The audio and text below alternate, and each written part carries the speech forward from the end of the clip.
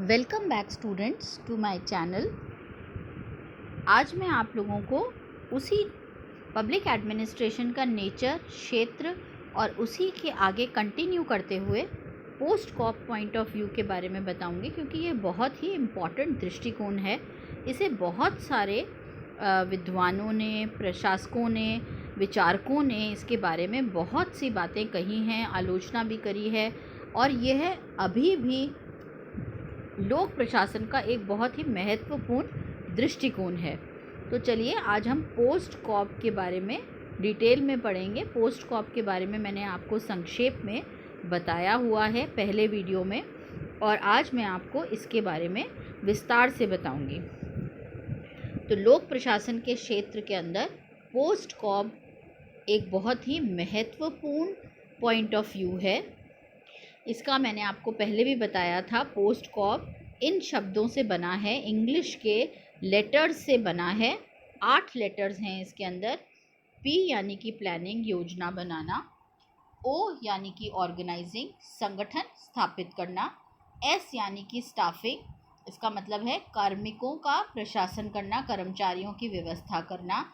D मतलब directing, निर्देशन देना, किस तरह से कार्य को किया जाएगा। CO का मतलब कोऑर्डिनेशन करना, समन्वय स्थापित करना। R का मतलब रिपोर्टिंग करना, जो भी कार्य हमने किया है उसका प्रतिवेदन प्रस्तुत करना।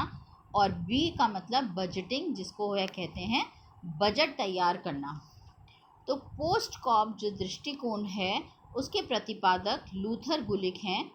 वैसे लूथर गुलिक के साथ साथ उर्विक और हेनरी फ्योल ने लूथर गुलिक से पहले ही पोस्ट कॉप दृष्टिकोण पर प्रकाश डाला था, परंतु जनसाधारण में यह दृष्टिकोण प्रथम बार गुलिक के प्रयासों से ही लोकप्रिय हुआ। पोस्ट कॉप शब्द के अंग्रेजी शब्दों के प्रथम अक्षरों को जोड़कर बनाया गया है। प्रत्येक अक्षर का एक तकनीक का सूचक है, जैसे P प्लानिंग, नियोजन करना, O ऑर्गेनाइजिंग, संगठन बनाना, S स्टाफिंग, कर्मचारियों की व्यवस्था करना, D डायरेक्टिंग, निर्देशन करना, CO कोऑर्डिनेटिंग, समन्वय करना, R रिपोर्टिंग, प्रतिवेदन देना, और B बजटिंग, बजट निर्माण करना। अब इसके अंदर, इस उपागम के अंदर जो इम्पॉर्टेंट चीज़ है वो मैंने आपको बताई। जैसे लुइस मरियम, जो लेविस मरियम हैं, उन्होंने इसकी आलोचना करते हुए पोस्ट कॉप व्यू की कहा कि पोस्ट कॉप जो है वह केवल एक दृष्टिकोण शो करता है, उसके साथ साथ विषय वस्तु दृष्टिकोण भी होना चाहिए। तो लोक प्रशासन के उद्देश्यों को लेकर 2 उपागम हैं, एक है पोस्ट कॉप उपागम और दूसरा विषय वस्तु यानी कि subject matter view point. Post cop दृष्टिकोण लोक प्रशासन के क्षेत्र से संबंधित, इसकी वकालत आपको बताया, इसका एक प्रतिपादन या इसके सिद्धांत के निर्माता या जनक जो हैं वो लूथर गुलिक हैं। वह मानते थे कि प्रशासन 7 तत्वों से बना है। कौन कौन से? P planning, O organising, S staffing, D directing, CO coordinating, R reporting, B budgeting. उन्होंने इन तत्वों को इस अक्षर या इस एक्रोनिम पोस्ट कॉप से जोड़ा, ताकि प्रत्येक वर्ण शासन के एक तत्व को दर्शाता है। अब लूथर गुलिक ने प्रशासन के इन 7 तत्वों को या मुख्य कार्यपालिका के कार्यों को निम्न रूप से व्याख्या की कि P का मतलब है प्लानिंग, अर्थात व्यापक ढांचे में आवश्यक कामों को करना और उनके तय लक्ष्यों को पूरा करने के लिए इन कामों के लिए एक पद्धति तैयार करना, एक रूपरेखा तैयार करना, प्लानिंग के जरिए योजना बनाना कि किस तरह से उद्देश्यों की प्राप्ति बजट के अंदर रहकर करी जाएगी।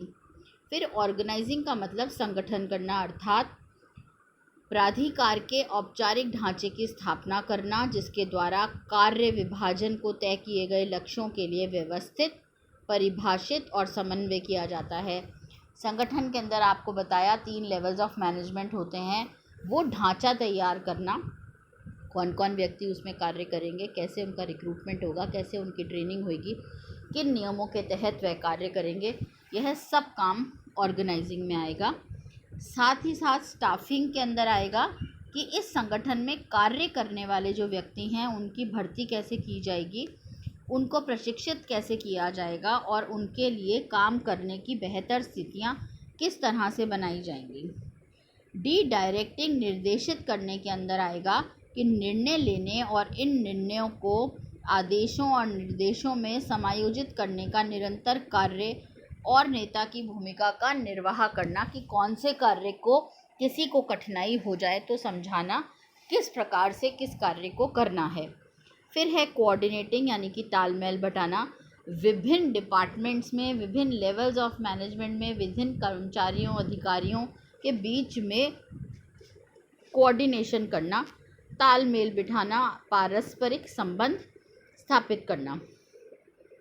फिर है रिपोर्टिंग यानी कि सूचना देना, जितने भी कार्य किए गए हैं उन सबको, उन लोगों को सूचित रखना जिनके प्रति कार्यपालिका चल रहे कार्यों को लेकर जवाबदेही है, यानी कि जो भी कार्य किए जा रहे हैं उनकी सूचना सारी की सारी टॉप मैनेजमेंट के लेवल को देना, ताकि उन्हें पता चले कि उद्देश्यों की पूर्ति के लिए जो कार्य किए जा रहे हैं वे सही डायरेक्शन में जा रहे हैं या नहीं।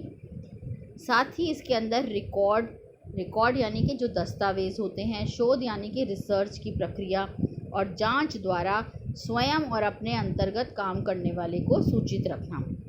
फिर है बजटिंग, जो कुछ भी कार्य किया जा रहा है उसके अंदर मैन यानी कि जो व्यक्ति कार्यरत हैं, मनी यानी कि जो पैसा लगाया जा रहा है, और मटेरियल यानी कि जितने भी संसाधन रिसोर्सेज यूज़ किए जा रहे हैं उनको बजट करके उनको कम से कम इनपुट में, मतलब कम से कम संसाधनों में हमें ज़्यादा से ज़्यादा उद्देश्यों की प्राप्ति करनी होती है।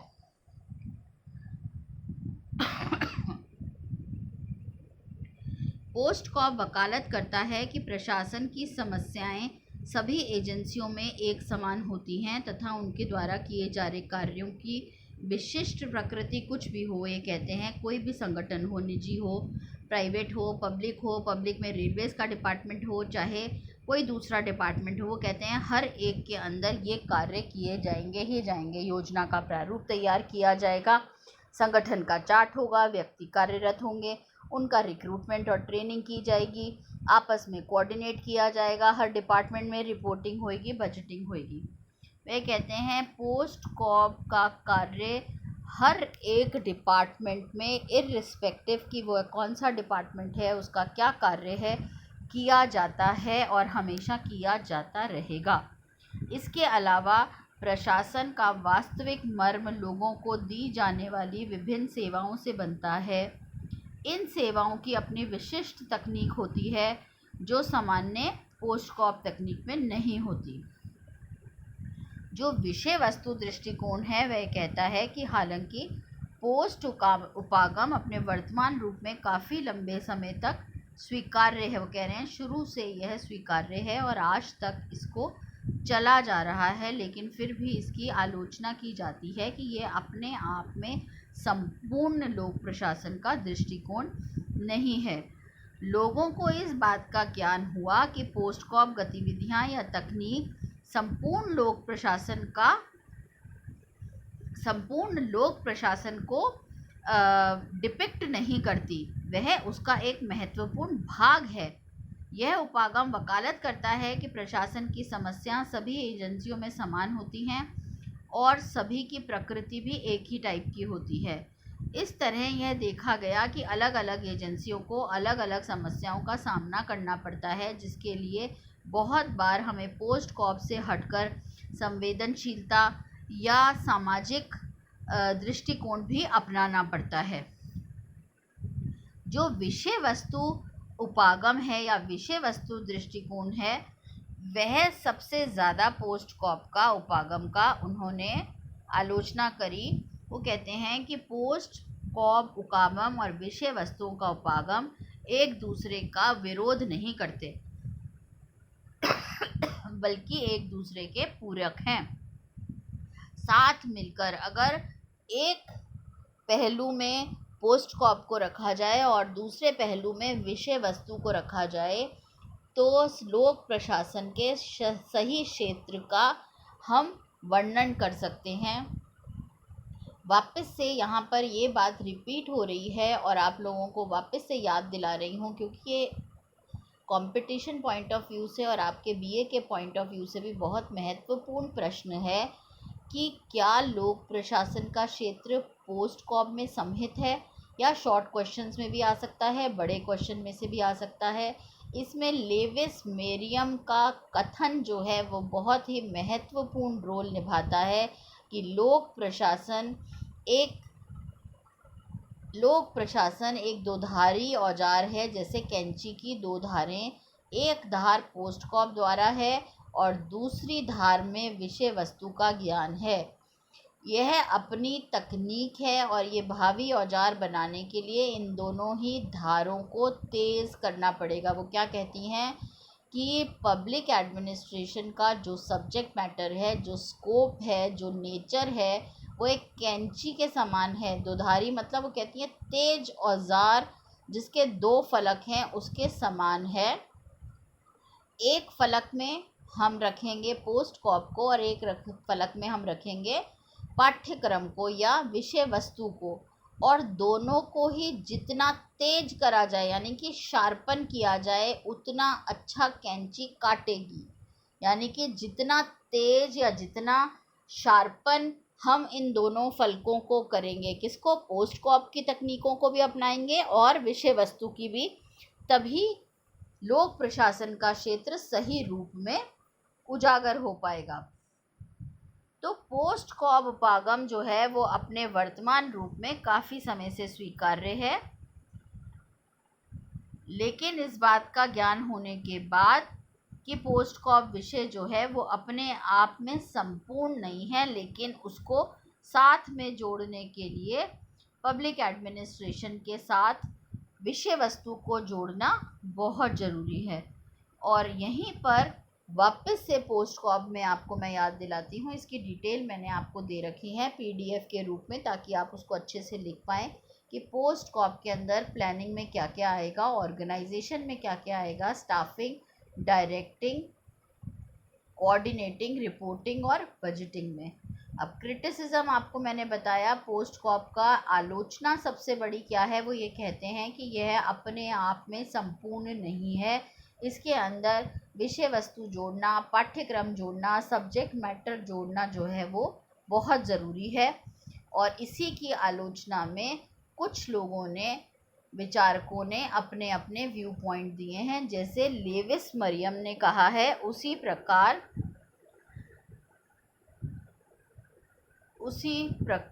ये कहा गया है कि जैसे नट और बोल्ट होते हैं, इसी तरह से पोस्ट कॉब सिद्धांत, जैसे लेविस मरियम ने कैंची का उदाहरण दिया है, ऐसे उन्होंने नट और बोल्ट का उदाहरण दिया है कि नट और बोल्ट के समान है।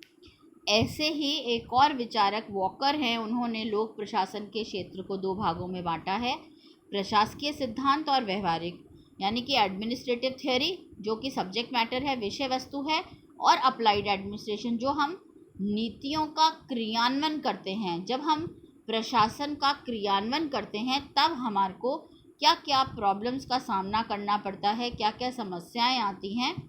तो वे कहते हैं दोनों ही चीज़ें पब्लिक एडमिनिस्ट्रेशन का क्षेत्र हैं।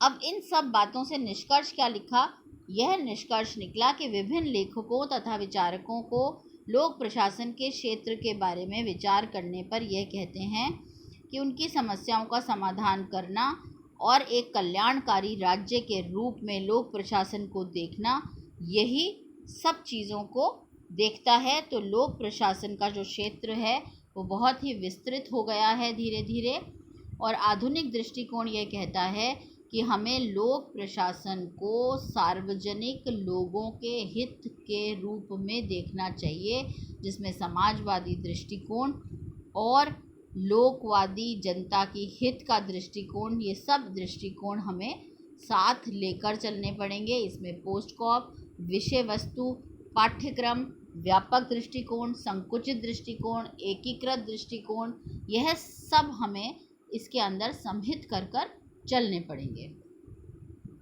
आपने इस वीडियो को सुना, कृपया करके इस वीडियो को लाइक करिए इस पर कमेंट करिए। कोई चीज़ आपको नहीं समझ में आई हो, पीडीएफ क्लियर नहीं हो, या कोई चीज़ नहीं दिख रही हो, या आपको नहीं समझ में आ रहा हो, तो इसे प्लीज़ कमेंट करें, शेयर करें और सब्सक्राइब ज़रूर करें, क्योंकि जितने जने सब्सक्राइब करेंगे उससे हमें पता चलेगा कि कितने बच्चे सब्सक्राइब कर रहे हैं और कितने बच्चे इसको देख रहे हैं।